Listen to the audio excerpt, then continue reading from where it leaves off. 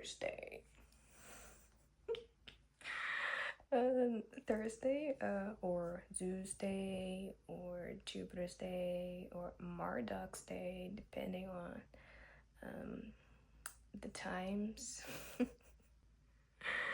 So on Monday, we're talking about keeping animals like cattle, sheep, and how our relationship with these animals shaped and still shapes our reality, and their close relationship with religion. And that also manifests in the name Marduk. So if you take a look at the etymology of it here, and that name means calf of the sun.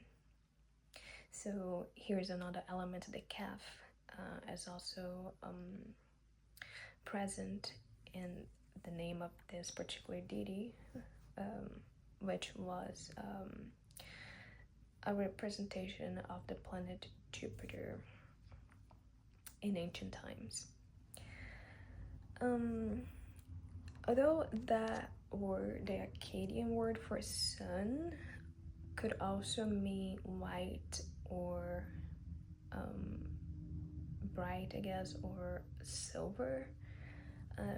So maybe the name could also mean something like white calf or silver calf. Let's go with calf of the sun. I like that. Today I actually want to share a little story. Last Thursday, I was sitting outside and there was a birch tree in front of me. So I was paying attention to this tree, just chilling out there, looking at this tree as the leaves shake. And from there, I started thinking about roots. And I started wondering which tree has the longest root out there. I found out that there's one particular tree called shepherd's tree, and supposedly has the longest roots. Now this tree is native to the southern Africa area, and from there other rabbit holes. So you can find this tree in the Kalahari Desert. So from there I started reading more about the Kalahari Desert. And from there, I guess, root branch took me to this particular rabbit hole about De Beers Company, which is a major diamond company.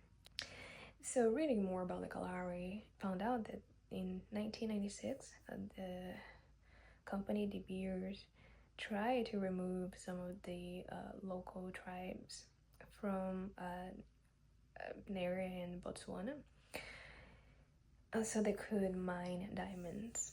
So I was reading more about it. I don't want to go too deep into it, but from there I went on another rabbit hole which is correlated, about Cecil Rhodes, the founder of the Beers Company, and reading more about it and his story in Africa. All I will say about that is that rabbit hole didn't look very shiny.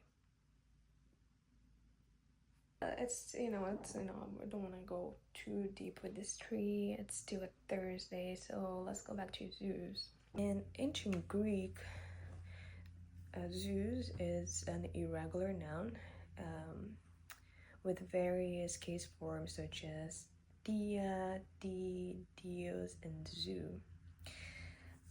Now that's interesting, as I believe it serves as base for a lot of modern words such as dia in Spanish or jour in French, day in English, and possibly Dieu in Chinese, which means day, and Dios even in Spanish, meaning God, as a few examples. Now if you take a look at the etymology of the word Zeus, it means something like bright and shining. And again, it has some sort of connection with the deity Marduk from ancient Mesopotamia. Its name also having some element of that, although we translate it as solar calf. And then one of the case forms is dia, which is interesting as we're talking about diamonds, which is something that's very shiny as well. And another word that perhaps the zoos served as base for is jewel, which brings us back to diamonds. Shine bright like a diamond. Zoos also developed into Jupiter, and not only in the form of religious archetype, but also the word itself. Jupiter means father zoo. The Jew part comes from Zeus or zoo, and Peter comes from father. And the Peter pattern can be recognized in words such as paternity. And also, I believe, the word Ptah, which is an ancient Egyptian god. And patriarchy, patriot, patrix. Connected to the subject, we have Jupiter and the planet. And it's interesting that scientists speculate that there could be raining diamonds in Jupiter and also Saturn.